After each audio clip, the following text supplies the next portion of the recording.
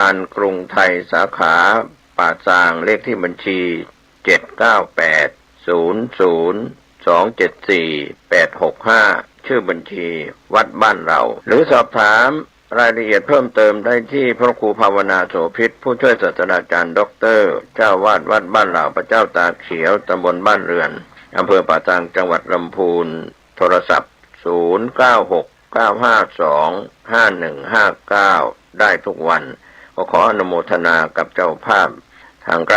ลและที่ร่วมทำบุญทั้งภาพปกติและออนไลน์ได้บุญได้กุศลได้ร่วมอนุโมทนาโดยทั่วหน้ากัน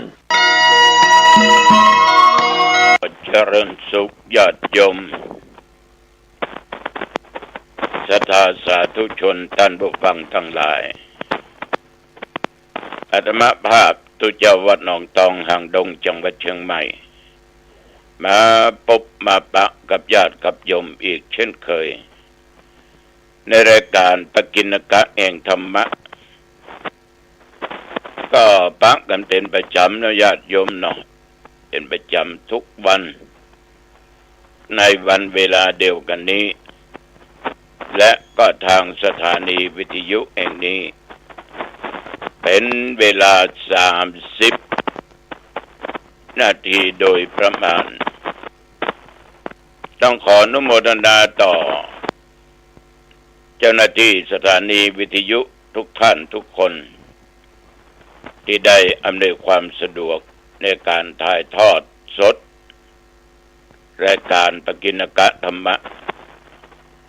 ขอบใจต่อญาติต่อโยมทุกท่านทุกคนที่คอยติดตามฟังมาบ่าโยมประชายบ่าโยมบ่หญิงคนหนุ่มคนกำก็มีพระสงฆ์องค์เจ้าก็มีต้องขออนุโมทนาครับวันนี้ก็เขาจะปะกันเนาะที่วัดเจ็ดริน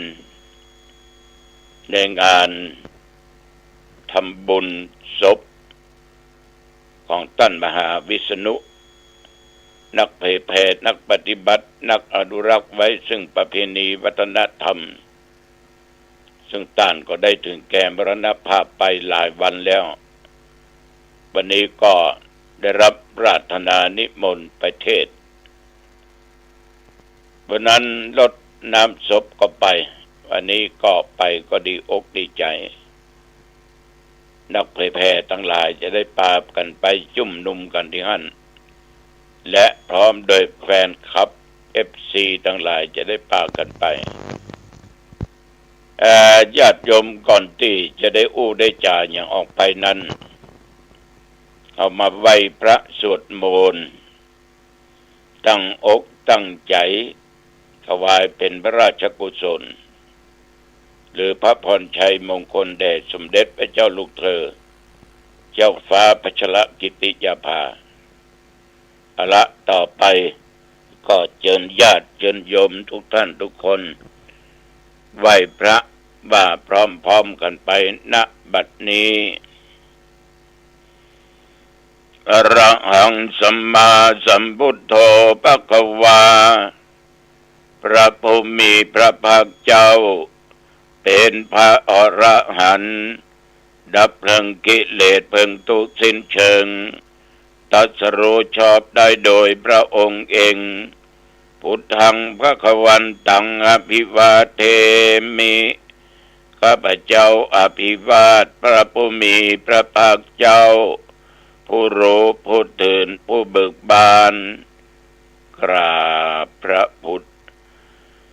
สวากขาโตภควตาธัมโมพระธรรมเป็นธรรมที่พระผู้มีพระภาคเจ้าตรัสไว้ดีแล้วธัมมังนัมสสามิข้าพเจ้านมัสการพระธรรมกราบพระธรรมสุปฏิปันโนภควโตสาวกสังโฆพระสงฆ์สาวกของพระผู้มีพระภาคเจ้าปฏิบัติดีแล้วสังฆังนัมมามิข้าพเจ้านอบน้อมพระสงฆ์ กราบพระสงฆ์นะโมตัสสะภะคะวะโตขอนอบน้อมแด่พระผู้มีพระภาคเจ้าพระองค์นั้นอะระหะโตซึ่งเป็นผู้ไกลจากกิเลสสัมมาสัมพุทธัสสะตรัสรู้ชอบได้โดยพระองค์เองนะโมตัสสะภะคะวะโตขอนอบน้อมแด่พระผู้มีพระภาคเจ้าพระองค์นั้นอะระหะโตซึ่งเป็นผู้ไกลจากกิเลสสัมมาสัมพุทธัสสะตรัสรู้ชอบได้โดยพระองค์เองนะโมตัสสะภะคะวะโตขอนอบน้อมแด่พระผู้มีพระภาคเจ้าพระองค์นั้นอะระหะโตซึ่งเป็นผู้ไกลจากกิเลสสัมมาสัมพุทธัสสะตรัสรู้ชอบได้โดยพระองค์เอง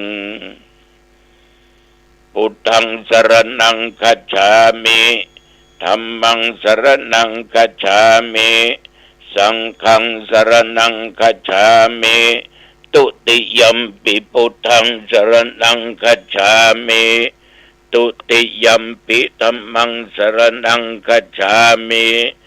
ตุติยัมปิสังฆังสรณังคัจฉามิ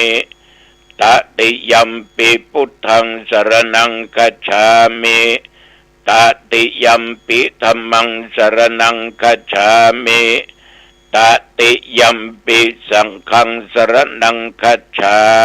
มิอิติปิโสภะคะวะอะระหังสัมมาสัมพุทโธ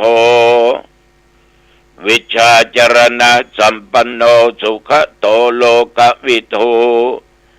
อนุตตโรปุริสธรรมสารถิสัทธาเทวมนุสสะดังพุทโธภควาติยันดุนิมิตตังอวมังคลัญจาโยจามนาโปสกุณัสสะสัทโธปาปะคะโหโทสุปินังอากันตังพุทธานุภาเวนะวินาสเมนตุสวากขาโตภควตาธัมโม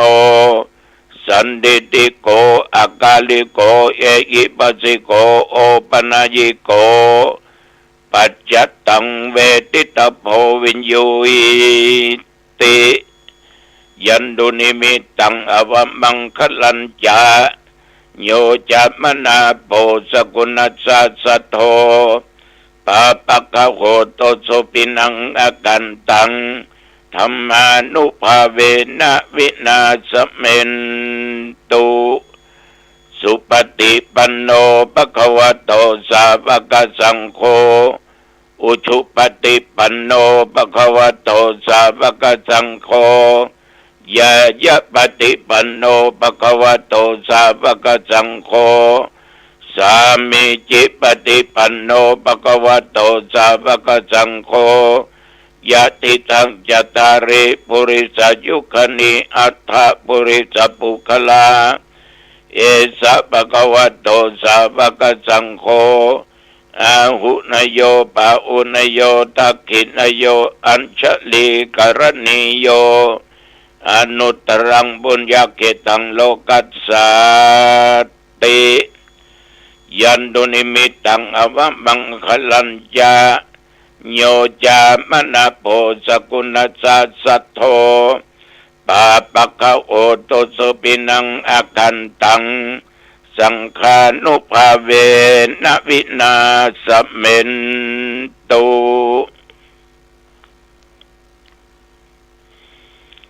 วิปัสสิสานัมมัตถุจักขุมันตัสสะสิริมัตโตสิกขิสปินัมมัตถุสัพพพุทธานุกัมปิโนเวสปุสานัมมัตถุนะหาตกัสสะตปัสสิโน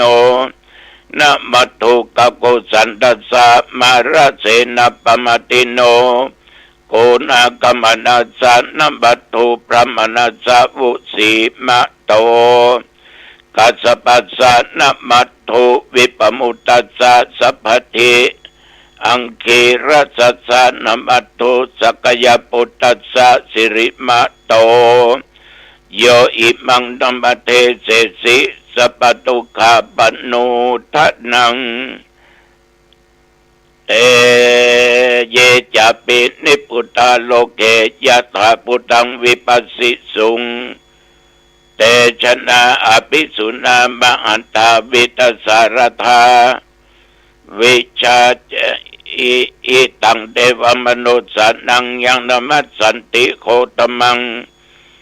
วิชาจรณะสัมปันนังมหันตังวิตสารทังวิชาจรณะสัมปันนังพุทธังวันทามะโคตมันติยะโตหังภคินิอริยยะชาติยาชาโต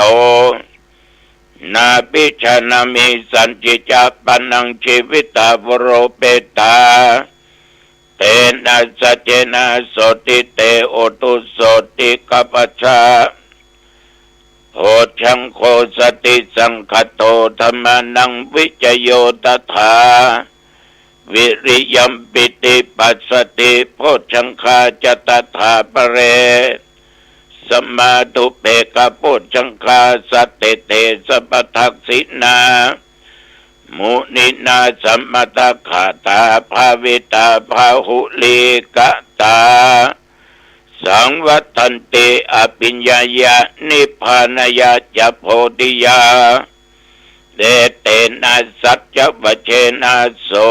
ทิเตโอตุสัพพทาเอกัสสมิงสัมมเยนะโทโมคลันนันจะกัสสปังคิลเนตุกิเตติสวาโพชังเคสตะเทสญิเตจตังอภินันติตวาโรกามุจจิงสุตังคะเนเอเตนะสัจจวเชนะโสติเตโอตุสัพพทาเอกทาธรรมราชาปิเคลันเยนะปิปิริโตจุนดาเทเรนะตัญเยวะพนาเปตวานะสัทลังสัมโมติตวาจะอปตาตัมมาอุทาสิธานะโสเอเตนะสัจจวเชนะโสติเตโอตุสัพพทาปะอินาเตจะอปทาตินนัมปิมะเหสินังมัคคะอัตตกิเลสวะปัตตานุปติธรรมตังเอเตนะสัจจวเชนะโสติเตโหตุสัพพทาภวตุสัพพมังคลังรักขันตุสัพพเทวตาสัพพพุทธานุภาเวนะสัทธาสุธีภวันตุเตภวตุสัพพมังคลังรักขันตุสัพพเทวตาสัพพธรรมานุภาเวนะสัทธาสุธีภวันตุเตภวตุสัพพมังคลังรักขันตุสัพพเทวตาสัพพสังฆานุภาเวนะสัทธาสุธีภวันตุเต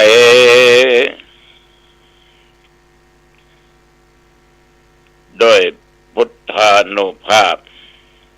ธรรมานุภาพสังฆานุภาพบทสาธยายมนต์อันศักดิ์สิทธิ์ด้วยจิตอันตั้งมั่นอาตมะพระครูอาทรวิสุทธิคุณขอถวายพระพรชัยมงคลแด่สมเด็จพระเจ้าลูกเธอเจ้าฟ้าพัชรกิติยาภาขอพระองค์นั้นจงได้ทรงหายจากอาการพระประชวรการเจ็บไข้ได้ป่วยยิ่งขึ้นไปขอให้หายขอพระองค์มีพระสุขภาพพระมัยอันแข็งแรงดุจดังเดิมมีพระชนมายุยิ่งยืนนานได้120 พระพรรษายิ่งขึ้นไปขอถวายพระพร กรมอุตุได้ประกาศถึงวันว่าระมัดระวังพี่น้องทั้งหลายทุกสารทิศทุกจังหวัดทุกอำเภอทุกหมู่บ้านเพราะเข้าสู่ฤดูร้อนแล้วจะมีถึงฝนจะมีถึงลมจะมีถึงลูกเห็บตกขนาดข่าวเนาะกรุงเทพถนนหลายสายน้ำท่วมน้ำหนองมดลังกาบันตี้ก็ถูกน้ำท่วมต่างจังหวัดนีบัตันก็มีสำหรับจังหวัดเชียงใหม่เฮาก็ตกอยู่ตลอดบางที่ก็หนักบางที่ก็น้อยกัดไว้ดีกว่าแก้ถ้าแย่มันจะแก้ไขบัตันคำบะเก่าเพิ่นว่าสมาถ้าใครขี้ล้นหาขอนเมื่อมาต้องการบดินบะตวงเกิดมาแล้ววิ่งเจ้นเสาะนั้นเสาะนี้มาป้องกันฉะนั้นญาติโยมมันก็เป็นสิ่งที่ต้องเตรียมพร้อมนับตั้งแต่เมื่อตัววามาถึงปัจจุบัน24 ชั่วโมงนี้แต่ว่านี่บริเวณวัดหนองตองใกล้เคียงเหนือใต้ตะออกใกล้ก็มีรายงานว่าฝนตกหนักลมก็มีพอสมควรอย่างวัดหนองตองเนี่ยได้ถึงฝนได้ถึงลมตกลงมาตั้งแต่ทุ่มหลายชั่วโมงผ่านไปแต่ปัจจุบันนี้หยุดละนะน้ำจะประเจิญนองในวัดเหมือนกันก็ออกไม่ออกญาติโยมแต่ว่ากลางวันอากาศก็อบอ้าวร้อนไปที่ไหนมาที่ไหนญาติโยมก็บ่นร้อนแล้วก็ร้อนแต่อ่อนว่าอุณหภูมิพุ่งขึ้นไปถึง40 องศาสำหรับเวลาประเดี๋ยวนี้อุณหภูมิ18 องศาท่านผู้ฟังทั้งหลายแต่ว่ากินของง่ายแล้วก็ได้มีญาติมีโยมมากระทำบุญถวายสังฆทานแล้วก็ได้มาถวายสังฆทานเอาเครื่องนวดเท้ามาเปียมาปะก็ใจมาสปะสเปดละเนาะก็เลยขออนุญาต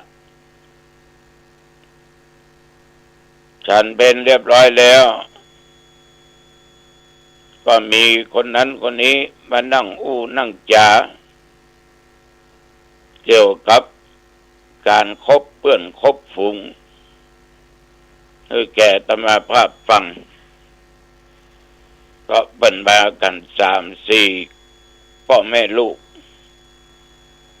คือดันตาสวกตาแซ่เนาะไปหัน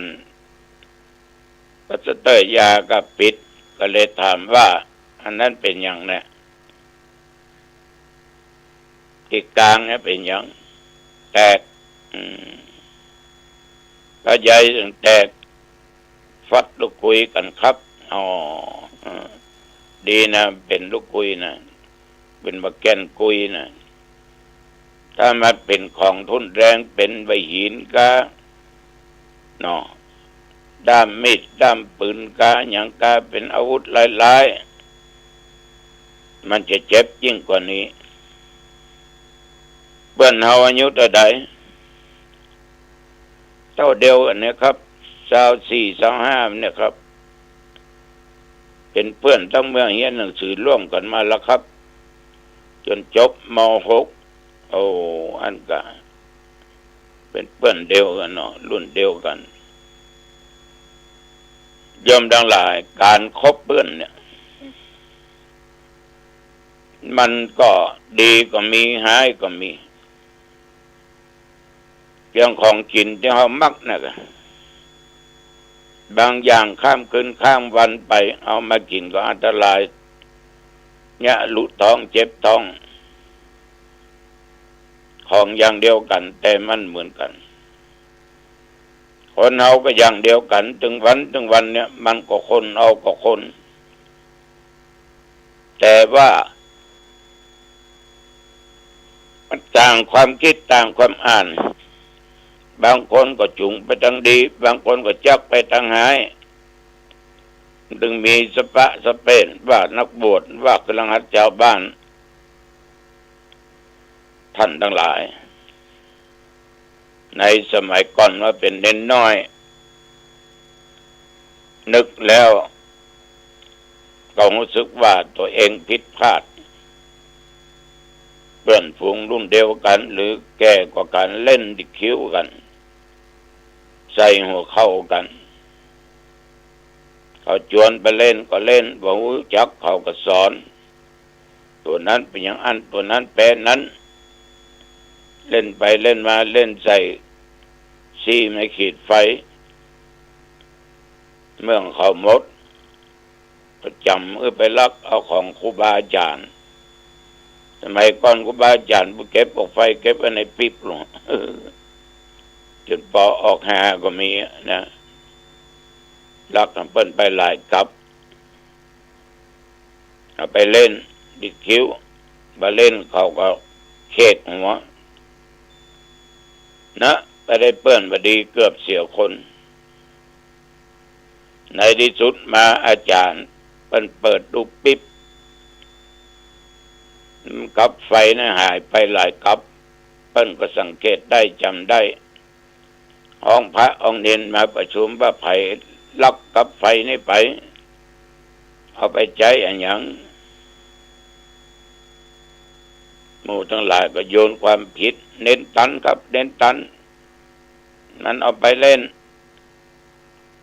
เขาจำผมครับไปประจำแล้วเอานะเอาคนเดียวเน้นตันก็เลยถูกลงโทษจากอาจารย์ที่กินอยู่ด้วยเปิ้นไม่แช่วายฟาด6 ที 6 ก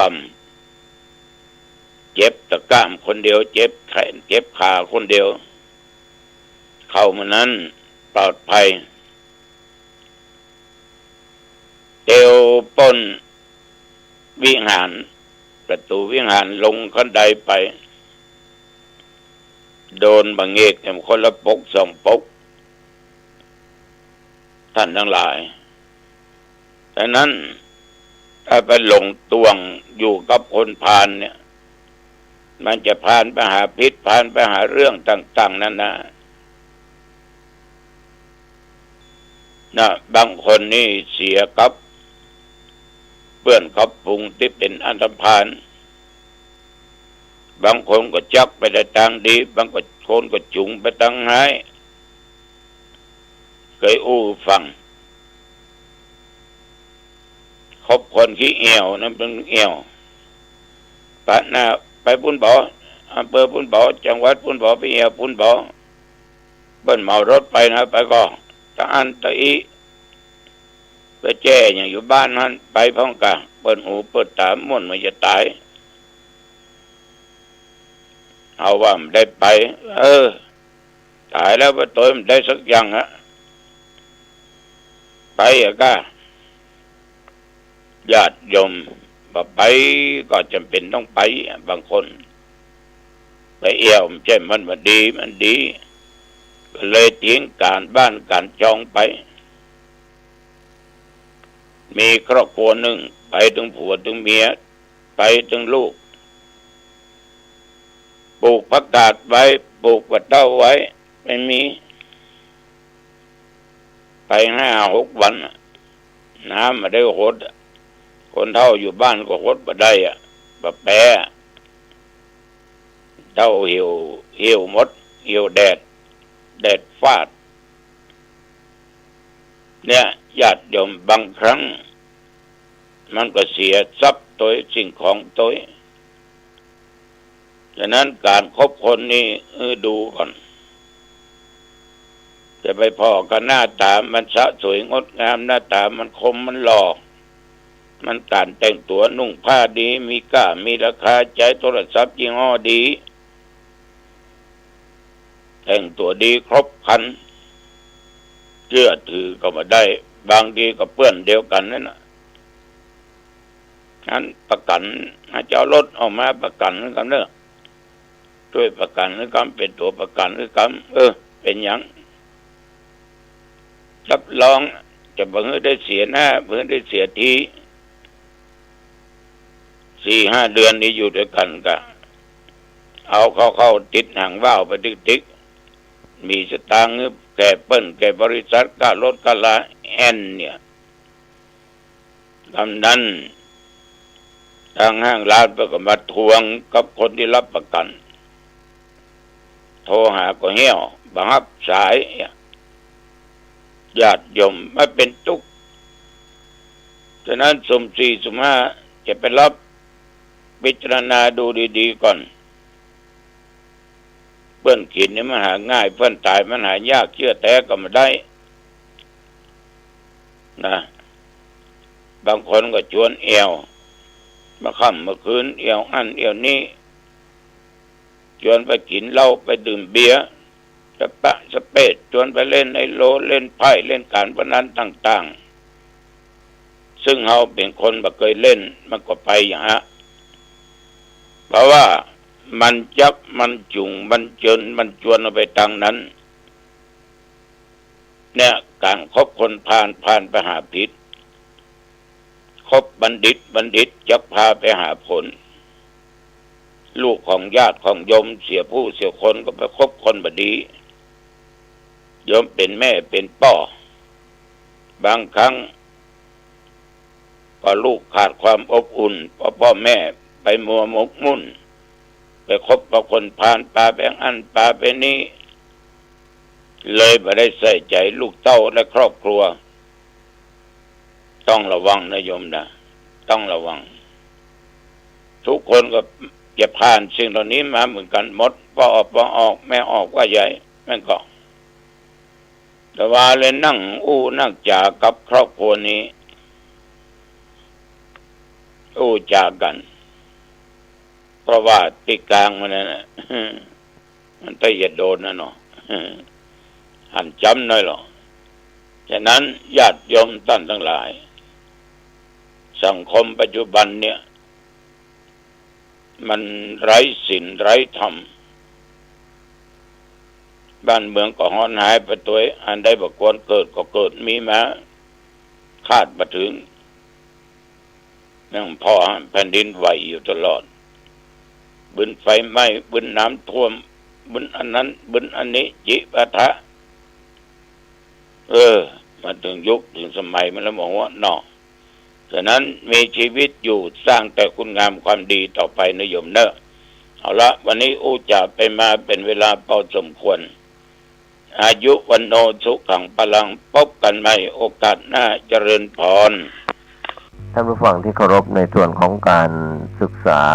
ธรรมะในรายการอภิธรรมบรรยายวันนี้ผมเกษตรเพชรสำริดวิทยากรก็จะได้นำปรมัตถธรรมจิตเจตสิกรูปนิพพานซึ่งมีอยู่ในอภิธรรมมัตตสังคหะและอภิธรรมคัมภีร์นำเสนอสารธรรมดีๆให้ท่านได้เพิ่มพูนปัญญาบารมีดังนี้ความโกรธนี้เกิดขึ้นไม่เลือกการไม่เลือกเวลาไม่ว่าจะเป็นกลางวันหรือกลางคืนเป็นไว้แต่นอนหลับบุคคลที่ยังมีความโกรธอยู่ก็จะแก่สัตว์อบายทั้ง4มีสัตว์นรกเปรตอสุรกายสัตว์เดรัจฉานบรรดามนุษย์ทั้งหลายเทวดาทุกจำพวกตลอดถึงพรหมก็ยังมีโทสะเป็นขันธสันดานในเวลาการเกิดของโทสะมูลจิตแก่พรหมทั้งหลายจะไม่ปรากฏในพรหมโลกในขณะที่เป็นพรหมอยู่ด้วยเหตุใดโทสะมูลจิตจึงไม่เกิดขึ้นแก่พรหมทั้งหลายทั้งที่เป็นส่วนรูปประพรหมที่มีรูปปรากฏอยู่และอรูปประพรหมพรหมที่ไม่ปรากฏด้วยรูปเหตุที่โทสะไม่เกิดขึ้น แก่พรหมทั้งหลายนั้นเพราะด้วยอำนาจของสมาธิจิตที่ปรากฏเกิดขึ้นนี้ย่อมจะระงับดับเสียซึ่งโทสะมูลจิตหรือโทสะกิเลสการประทุษร้ายในอารมณ์โดยการสะกดไว้หยุดไว้เสียระยะหนึ่งพักหนึ่งในช่วงที่มีสมาธิมั่นคงยังไม่เสื่อมคลายพรหมทั้งหลายเป็นผู้ที่มั่นคงด้วยสมาธิมีจิตตั้งมั่นไม่หวั่นไหวต่ออารมณ์ที่ปรากฏต่อพรหมทั้งหลายถ้าเราจะมายกเหตุการณ์ที่เกิดขึ้นแก่มนุษย์แล้วก็จะเห็นได้ชัดคนที่มีการฝึกสมาธิย่อมจะระงับดับเสียซึ่งโทสะมูลจิตนี้ได้เป็นอย่างดีมีจิตใจมั่นคงเมื่อรับอารมณ์ที่ไม่น่าปรารถนาหรือไม่พอใจแล้วความไม่พอใจความไม่ปรารถนาอารมณ์ที่จะเกิดขึ้นก็ไม่เกิดขึ้นเพราะจิตใจมีสมาธิตั้งมั่นไม่หวั่นไหวต่ออารมณ์ที่กระทบนั้นจึงเป็นอานิสงส์เป็นอย่างมากสำหรับท่านผู้ฟังที่มีการฝึกสมาธิมีการปฏิบัติพระกรรมฐานจึงถือโอกาสชักชวนหรือเชิญชวนท่านทั้งหลายได้ให้ความสนใจในเรื่องนี้ได้เข้ามาพิสูจน์ในเรื่องของการฝึกสมาธิกรรมฐานคือการงานที่ปรากฏขึ้นทางจิตใจเป็นการฝึกจิตใจให้อยู่ในระบบมีระเบียบ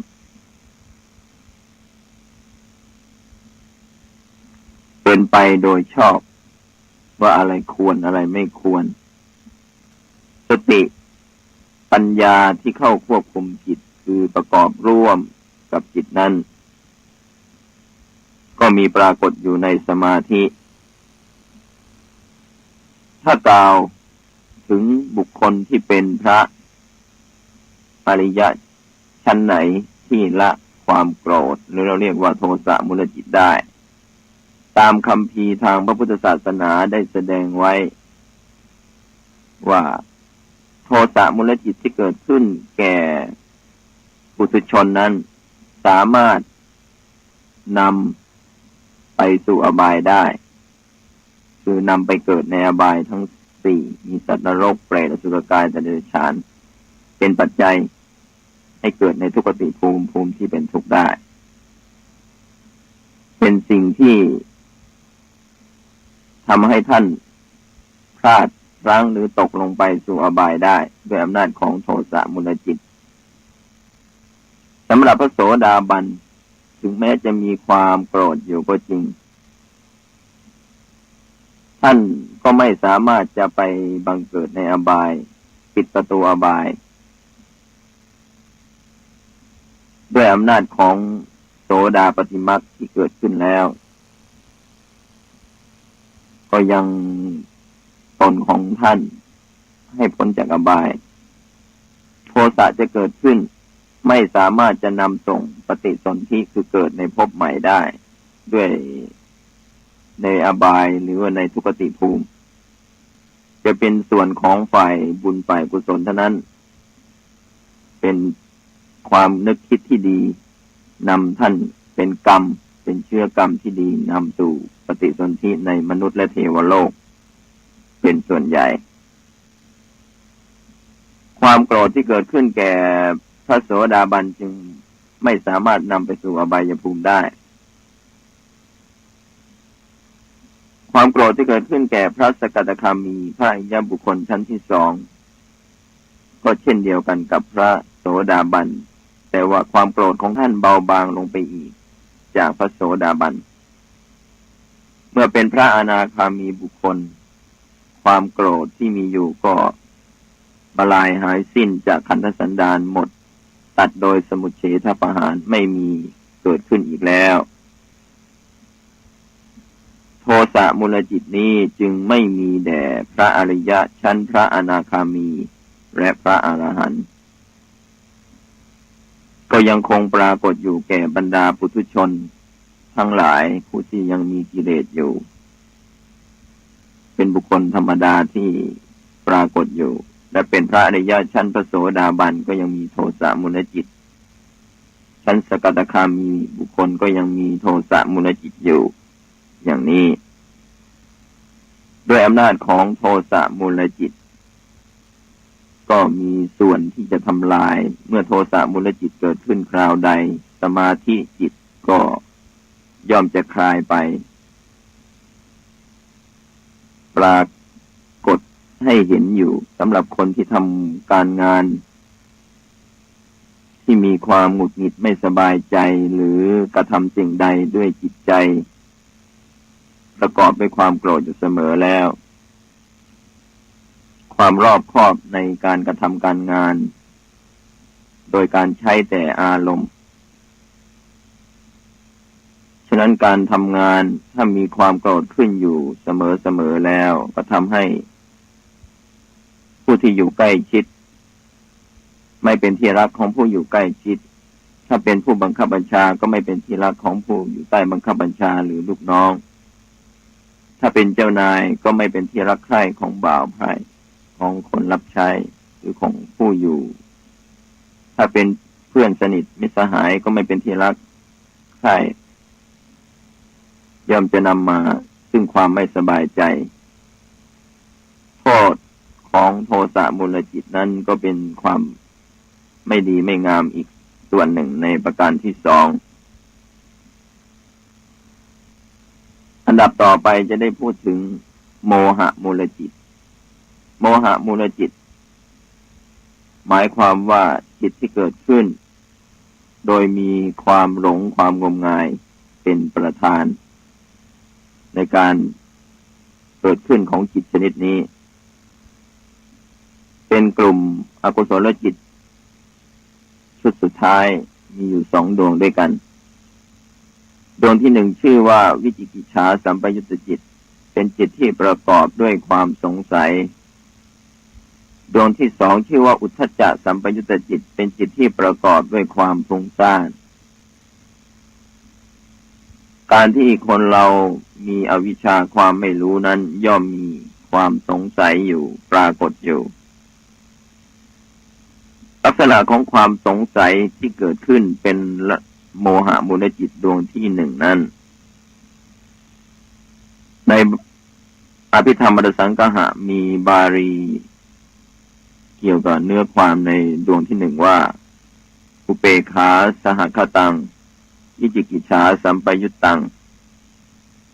จิตที่เกิดขึ้นพร้อมด้วยความเฉยประกอบด้วยความสงสัย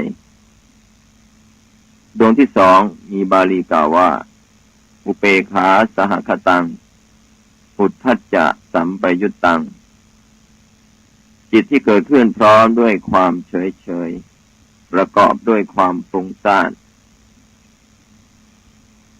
จิตทั้งสองดวงนี้เป็นโมหะมูลจิตจะได้กล่าวขยายเนื้อความในโมหะมูลจิตดวงที่หนึ่งคือจิตที่ประกอบด้วยความสงสัยจะสังเกตเห็นได้ว่าโมหะมูลจิตสองดวงนี้มีเวทนาคือการรับอารมณ์การเสวยอารมณ์เป็นประเภทความวางเฉยคนที่เฉยด้วยอำนาจที่ขาดสติมีแต่ความไม่รู้เข้าครอบงำเฉยไม่รู้เฉยเป็นบาปเฉยเป็นโทษแบบนี้ความเฉยที่เกิดขึ้นด้วยความสงสัยความลังเลใจเครือบแคลงใจจึงเกิดขึ้นอยู่กับคนที่มีโมหะมีอวิชชาหนาแน่นบรรดาพุทธศาสนิกชน โดยทั่วไปทั้งหลายที่ขาดการศึกษาเรื่องราวและความเป็นมาในส่วนของธรรมของวินัยในคำสั่งสอนที่องค์สมเด็จพระสัมมาสัมพุทธเจ้าที่พระพุทธองค์ทรงแสดงไว้ดีแล้วว่าเป็นอย่างไรก็เกิดความสงสัยว่าพุทธองค์ทรงสอนในธรรมะและวินัยอย่างไรไม่มีความรู้ไม่เข้าใจก็เกิดความลังเลสงสัยได้ความสงสัยที่เกิดขึ้นมานี้จะหมดสิ้นไปสำหรับผู้ที่เจริญวิปัสสนากรรมฐานวิปัสสนาญาณเมื่อถึงวิสุทธิที่สี่ที่ชื่อว่ากังขาวิตรณวิสุทธิความบริสุทธิ์ที่เกิดขึ้นจากการพ้นความสงสัยความสงสัยที่พระพุทธองค์ได้ทรงแสดงไว้ในพระสุตตันตปิฎกคือพระสูตรนั้นมีอยู่ถึง16ข้อด้วยกันความสงสัยในข้อแรกกล่าวว่าอโหสิงนุโขอตีตะมัฏฐานังเหล่านี้เคยเกิดมาในอดีตการหรือสงสัยในภพภูมิที่แล้วมาประการที่สองนะนุโขอโหสิงอตีตะมัฏฐานังเหล่านี้ไม่เคยเกิดมาในอดีตการหรือก็เกิดความสงสัยว่าเราไม่เคยเกิดหรือไม่ในอดีตประการที่สามกิงนุโขอโหสิงอตีตะมัฏฐานังเหล่านี้เคยเกิดเป็นชาติใดๆในอดีตหมายความว่าเคยเกิดเป็นมนุษย์หรือว่าเป็นเทวดาเป็นพรหมหรือเป็นอบายสัตว์เป็นชาติเชื้อใดๆถ้าเกิดเป็นมนุษย์เป็นชาติกษัตริย์เป็นชาติพราหมณ์เป็นข้าบดีเศรษฐีหรือเป็นยาจกวณิพกก็เกิดความสงสัยในเรื่องชาติกำเนิดในอดีตประการที่สี่สะถังนุโขอโหสิงอาตีตะมัฏฐานังเราเคยเกิดมีรูปร่างอย่างไรบ้างในอดีตก็สงสัยว่าเรารูปร่างงามหรือไม่งามมีรูปร่างเป็นอย่างไรสูงหรือต่ำดำหรือขาวรูปร่างปรากฏอย่างไรก็เกิดความเคลือบแคลงไม่เข้าใจสงสัยในส่วนนี้